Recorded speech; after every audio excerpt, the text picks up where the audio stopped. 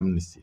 Donc le parquet n'a plus de problème parce que le parquet connaît systématiquement des faits en 24 heures, 48 heures pour les enrôler en flagrant délit ou bien à les amener en instruction. Donc ñoom yooyu problème amnistie bi ñoom amuñ ci la ñuy régler. Mais c'est les juges d'instruction comme les juges au siège qui font ça, voire le parquet général. Dans les cas de cour d'appel, dans les cas d'appel qui sont pendantes au niveau du parquet, de la cour d'appel. Et ailleurs, les parquets peuvent, les parquets de deuxième degré, c'est les parquets d'appel, voilà, de pourvoi en cassation, de juridiction, de voie de recours extraordinaire, peuvent dire qu'on classe sans suite l'affaire et les juges peuvent dire aussi nous déclarons l'action publique éteinte pour cause d'amnistie. Donc, dès naa tey gars yi di songo gars yi mais c'est tout le monde, tout ce qui était en instruction là, bénéficie de cette ordonnance supposée. C'est une ordonnance de fait pour tout le monde. C'est systématique. Que tu aies l'ordonnance ou pas, tu peux aller demander. Tu peux dire au juge, je veux une ordonnance de non-lieu au but de l'amnistie. Ils n'ont qu'à aller demander des ordonnances de non-lieu pour se prémunir. Tout ce qui était en instruction et qui vont bénéficier de la loi. C'est important de dire ça. Oui, tout ce qui était en instruction. Ma ne ñëpp ñi nga xamoon dañoo nekkoon instruction. Oui. te loi d'amnistie bi génne leen kaso. ñoom mën nañ dem ci juge bi la ñu yoroon instruction mu defal leen ordonnance de non-lieu pour cause d'amnistie. oui ñu téye ordonnance ñu téye ko jeex na. jarul di wax naan waa ji dafa yow c'est pas la peine. parce que de fait c'est des non-lieux. L'action publique est éteinte. Pour non-lieu pour extinction de l'action publique ci bind. bokkut ak non-lieu bi nga xam ne les faits ne sont pas avérés. Avérés, oui. Ou bien les preuves ne sont pas saisies. Mais le juge il le motive, il le dit, il dit ordonnance de non-lieu pour cause d'extinction par amnistie. Amnistie, oui, tout à fait. Voilà da koy bind. bokkut ak mu ne les faits ne sont pas fondés, n'existent pas ou bien étaient en légitime ou les modes de preuve ne sont voilà. pas. Mais tel que soit le juge d'instruction il donne ce qu'on appelle une ordonnance de non-lieu motivée. Ben c'est tout. Si vous êtes en juridiction de jugement, le juge déclare l'action publique éteinte. Mais c'est pas de la prescription. La prescription, c'est des délais prévus par la loi en ce qui concerne la classification juridique des infractions en contravention, en délit et en crime. Avec des délais. Il y a la prescription de l'action publique, mais aussi il y a la prescription de la peine. Voilà, donc c'est ça. Donc voilà que tout est bien organisé. Mais j'ai attendu, daf may jàpp Sénégal dégg naa tey gars yi daal saa ordonnance de non-lieu bon, tout le monde n'a qu'à aller chercher. Major Kandji dit que vous tous vous allez devant les juges d'instruction. Je vais vous aider maay consultant bi. dem leen ci juge d'instruction yi la doon enquête yéen ñëpp ngeen dem jox leen seen ordonnance de non-lieu ngeen téye. C'est comme ça loolu yéen ñëpp am ngeen ko de fait. Maintenant da ngeen dem jëli papier bi. Voilà la loi d'amnistie vous donne droit à une ordonnance de non-lieu. Yéen ñëpp nag daw leen wuti ko gaaw téye ko dégg ngeen. moo gën a wóor quoi. am na solo mais yow aussi. xam naa gars yi bu ñu feesee tribunal juge. Non il le faut nag non ils vont partir demander ça. parce que xam nga Sénégal. dafa am ay interprétation yoo xam ne. c'est des interprétations yoo xam ne nous sommes plus capables de les négliger. ñun aussi en tant qu'instructeurs et autres. je dis que à tous ceux qui ont été arrêtés et le dossier pendant devant un juge d'instruction.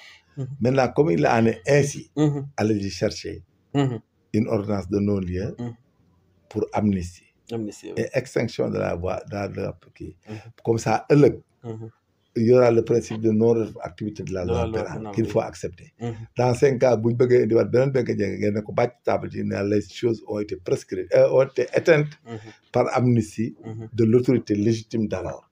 Donc sa valeur, ça rend l'acte licite et conforme et ça crée, ça vous donne des avantages. Et maintenant telle que soit l'interprétation, sauf qu'il soit que la poursuite ne résulte des crimes et délits connus par la CPI ou le TPI, quoi. Donc vous serez protégé définitivement. Et qu'il y aura la paix pour tout le monde. Donc ku nekk sa xel daal. Mais actuellement nii ñëppay wuti kay. moo gën a wóor. parce que interprétation baaxul. day yàq. Voilà, tout le monde allait bien le juge d'instruction a le droit de donner une ordonnance de non-lieu comme il l'a fait et qu'il peut le faire pour vous tous. Allez-y demander, on va vous donner. Voilà, c'est la logique, c'est ce qu'on appelle une ordonnance de non-lieu pour cause d'amnistie. day wax des ordonnances de non-lieu pour extinction de l'action publique. Pour cause d'amnistie. Maintenant il va viser l'article, il va viser le décret.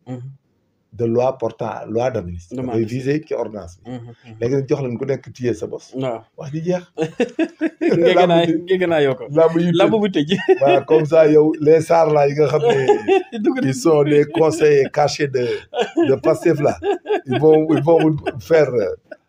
vous faire la vidéo comme ça bu ma leen ko joxee samedi prochain lundi ngeen xëy. waaw tout à fait. ngeen dem nga ne major Kandji a dit que ñun ñëpp dañuy jël seen ordonnance. waaw dama jël seen ordonnance topp. wax ji yam fa parce que moo gën a wóor quoi comme coow li bari na. coow li bari na de. waaw te wax baaxul day yàq. day yàq tout à fait. waaw li ma leen doon wax rek laa leen di waxaat. wallaay tamit. et maintenant je retourne encore à vous dire rek la ma leen doon wax. c'est ça. waaw façon bi ñuy conquérir le pouvoir au Sénégal. bu yàggee rek danañu dugal ci gudda. waaw parce que lépp la ñuy def pour am. waaye pour am war a am nguur. waaw loolu ça devient ça complique les choses.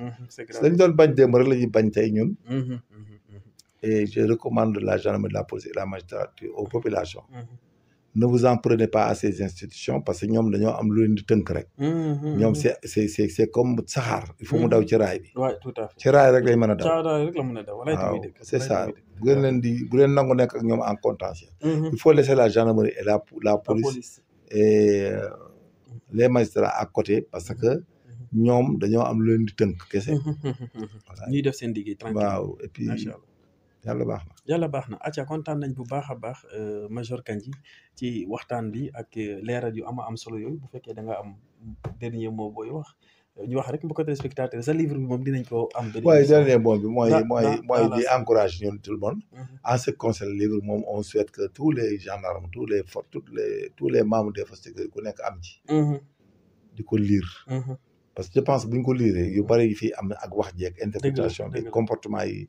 les comportements débordants tout ça j'espère que bu livre bi génnee bon les commandements et autres vont vraiment recommander à leurs hommes de prendre ces genres de documents.